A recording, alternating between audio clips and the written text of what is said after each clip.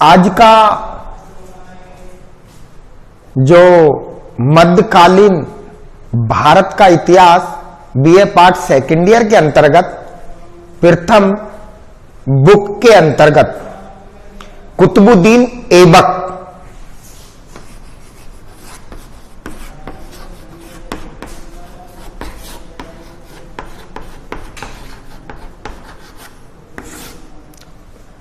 कुतुबुद्दीन ऐबक 1206 ईस्वी से 1210 ईस्वी तक इसने एक स्वतंत्र शासक के रूप में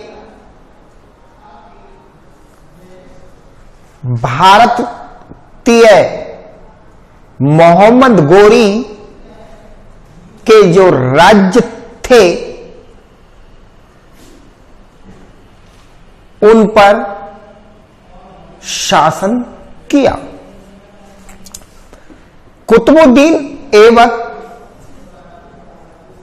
मूलतः तुर्किस्तान शोरी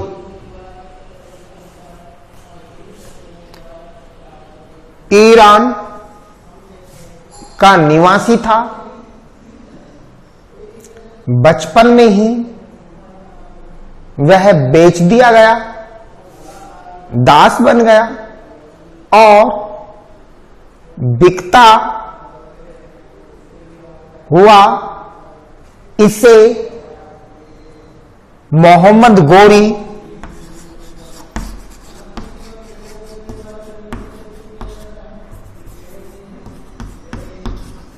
ने खरीद लिया।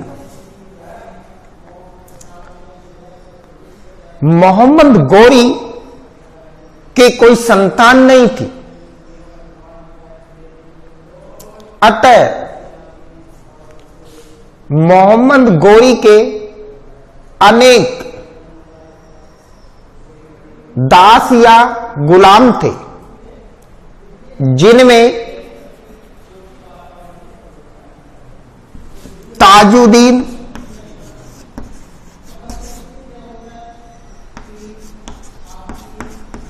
याल्दौज,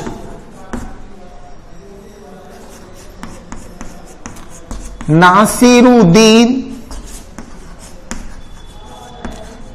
कुबाचा, इख्तारुद्दीन,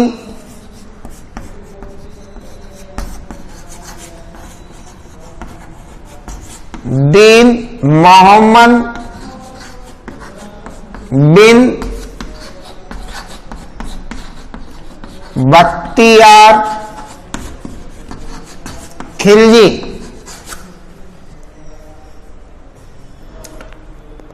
मोहम्मद गोरी के ये चार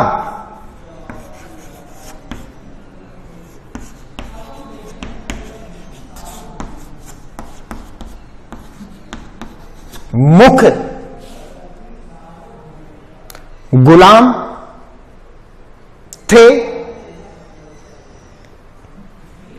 इनके अतिरिक्त इन्हें मोहम्मद गोरी ने अपने जीवन काल में अपने जीते हुए क्षेत्रों पर इनको अपना हाकिम अर्थात सूबेदार नियुक्त किया, जिनमें कुतुबुद्दीन ऐबक के बारे में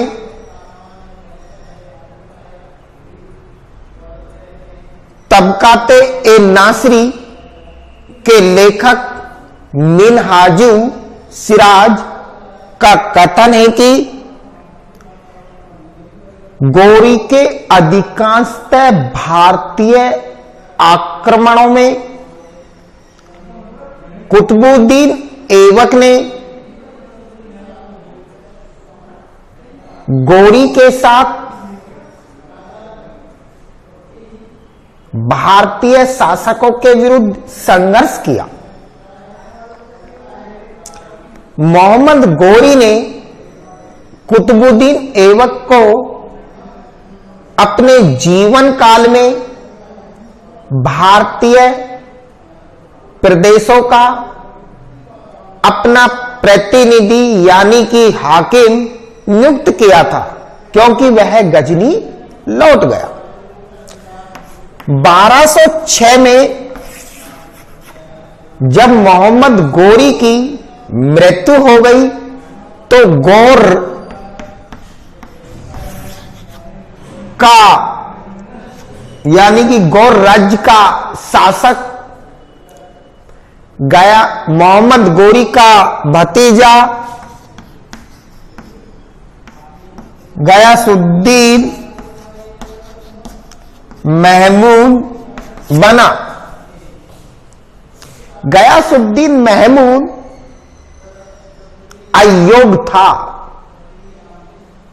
जो मोहम्मद गौरी के विशाल साम्राज्य को वह गौर राज्य के अधीन रखने में पूर्णतः सक्षम नहीं था। यही कारण है कि मोहम्मद गौरी की मृत्यु के बाद उसके गुलाम जो उसके अनेक क्षेत्रों में हाकिम के रूप में शासन कर रहे थे, उन्होंने अपनी स्वतंत्रता की घोषणा कर दी। कुतुबुद्दीन ऐबक दिल्ली व अजमेर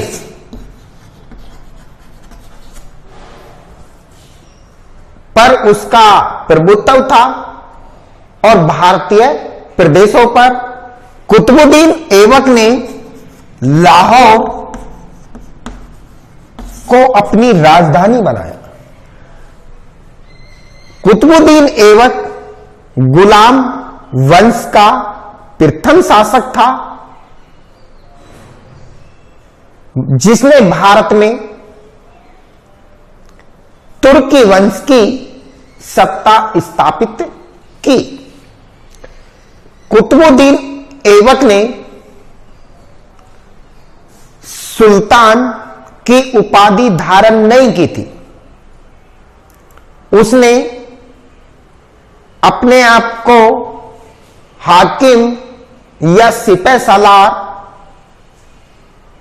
की उपाधियों के नाम से ही दिल्ली सल्तनत का संचालन किया या भारत में मुस्लिम साम्राज्य का संचालन किया।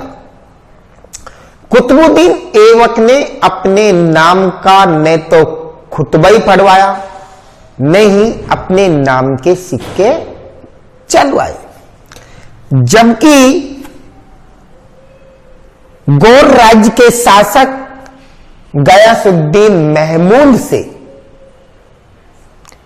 1208 में उसने अपनी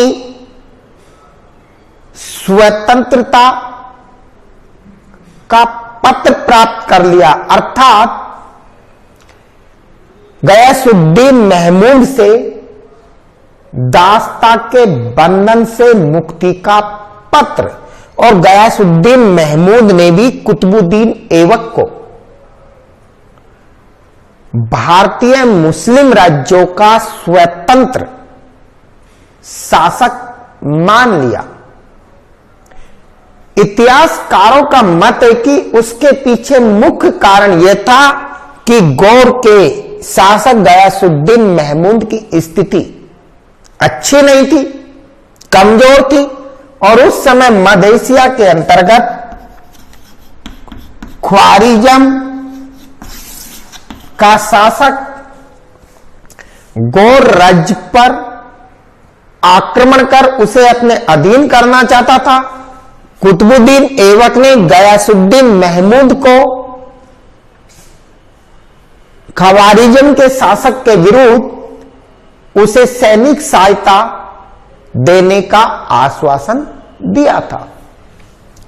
वहीं कुतुबुद्दीन ऐबक ने अपनी राजनीतिक व आंतरिक स्थिति को मजबूत करने हेतु ताजुद्दीन याल्दोज, ये भी गौरी का गुलाम था। पहले ही से गौरी ने किरमान का हाकिम नियुक्त किया था। मोहम्मद गौरी की मृत्यु के बाद ताजुद्दीन याल्दोज ने गजनी पर आक्रमण कर अधिकार कर लिया। वहीं नासरुद्दीन कुबाचा के विरुद्ध षड्यंत्र रच रहा था। कुतुबुद्दीन ऐबक ने अपने आंतरिक स्थिति को मजबूत करने हेतु महत्वपूर्ण वैवाहिक संबंध स्थापित किए। नासरुद्दीन कुबाचा के साथ कुतुबुद्दीन ऐबक ने अपनी बहन या अपनी बहन का विवाह किया था। वहीं कुतुबुद्दीन ऐबक ने शमसुद्दीन इल्तुतमिश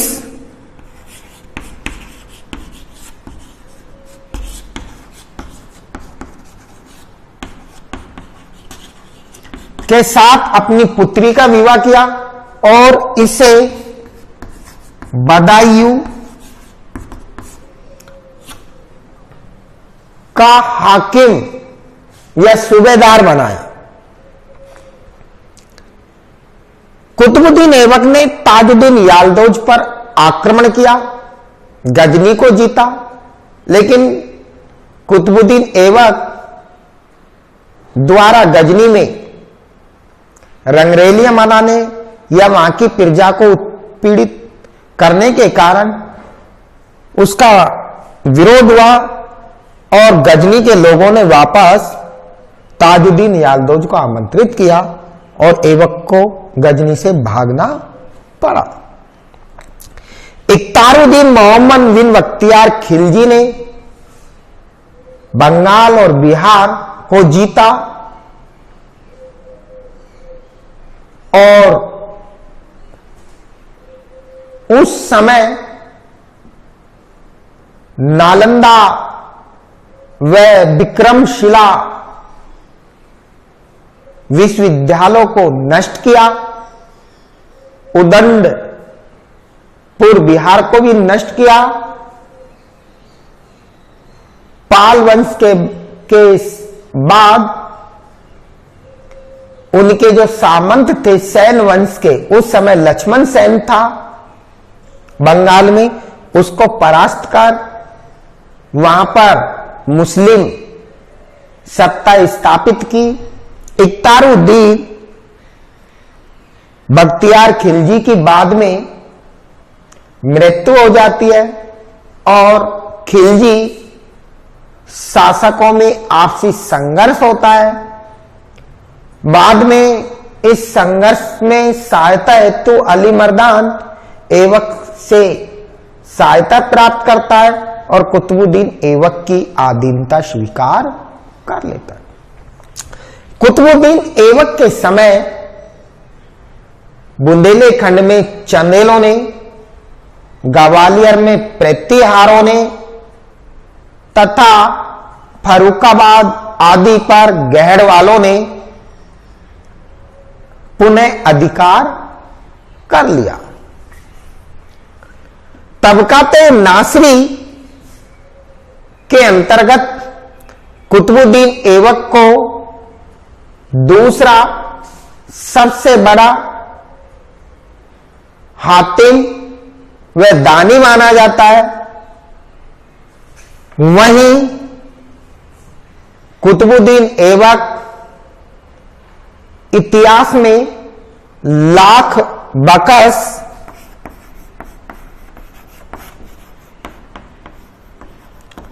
के नाम से भी जाना जाता है। कुतुबुद्दीन ऐबक ने भारत में सर्वप्रथम मस्जिद का निर्माण करवाया दिल्ली में। कुव्वतुल इस्लाम मस्जिद, यह भारत में बनने वाली प्रथम मस्जिद थी।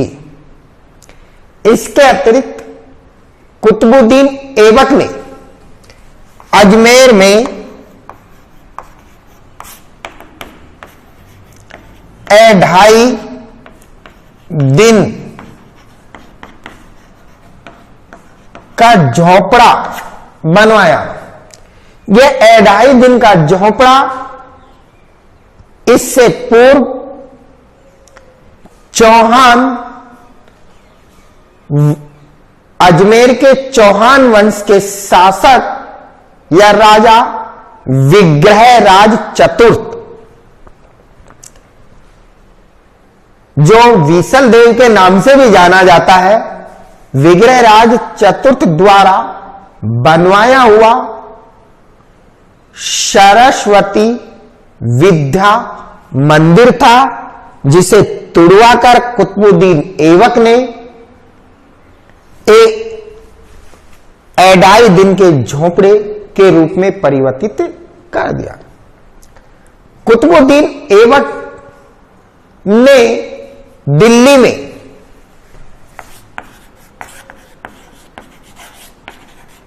कुतुब मीनार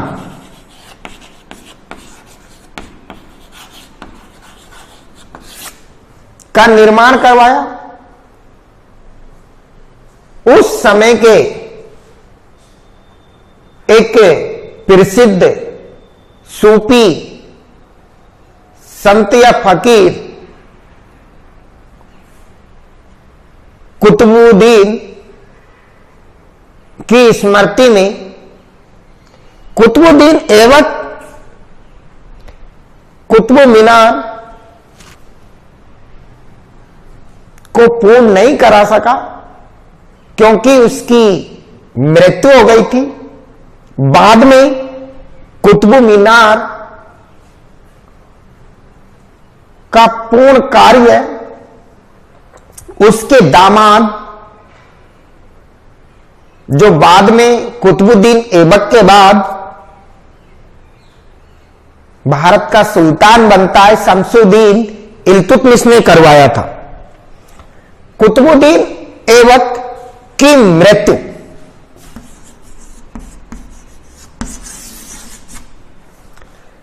कुतुबुद्दीन ऐबक की मृत्यु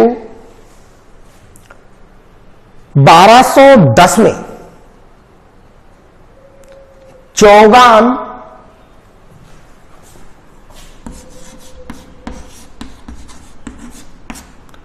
का खेल खेलते हुए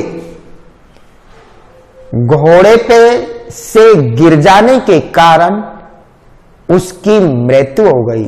चौगान का खेल आधुनिक पोलो की भांति होता था। धन्यवाद। अगला टॉपिक अगले वीडियो में बताया जाएगा।